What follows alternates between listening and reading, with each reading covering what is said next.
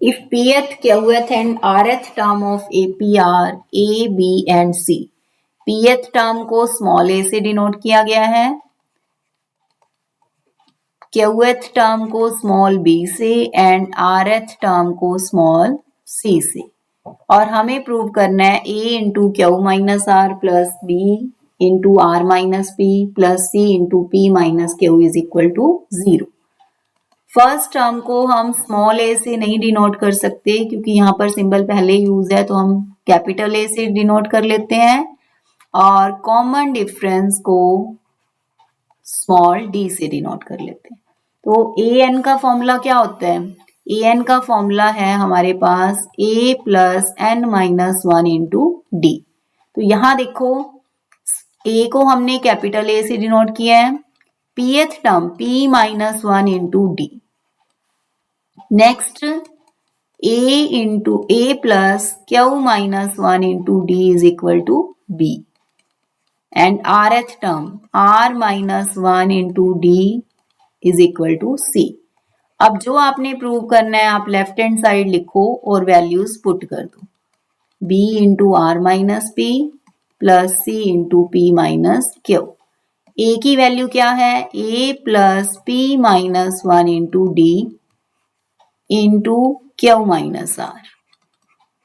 b की value a plus Q minus one into D into R minus P and c a plus R minus one into D into P minus Q. अब देखो इसे multiply जब करेंगे Q minus R से, a into Q minus R, p minus one into Q minus R into D, इसकी multiply की Q minus R से। Next R minus P से मल्टीप्लाई होगी, दोनों टर्म्स की आर माइनस पी से होगी मल्टीप्लाई, और लास्ट जो है वो p माइनस क्यू से। p माइनस क्यू से a की हुई पहले, then r minus one p minus Q into D. अब देखो कैपिटल A वाली जो है टर्म्स उन्हें हम सेपरेट कर लेते हैं, Q minus R, R minus P and P minus Q, and D वाली जो D जिनमें से कॉमन आ रहा है, इन थ्री टर्म्स में से D कॉमन आ रहा है, P minus one Q minus R plus Q minus one R minus P then R minus one P minus Q. अब देखो ये कैंसिल हो रहे हैं सारे ही terms, a into 0।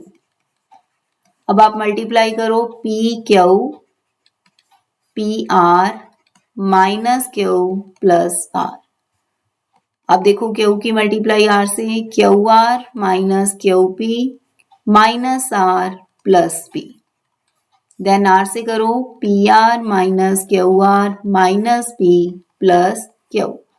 P Q cancel हो गया, पी क्यू से पी आर से माइनस क्यू हो जाएगा इस प्लस क्यू से, प्लस आर माइनस आर से, सारी टर्म्स ही कैंसिल हो रही हैं।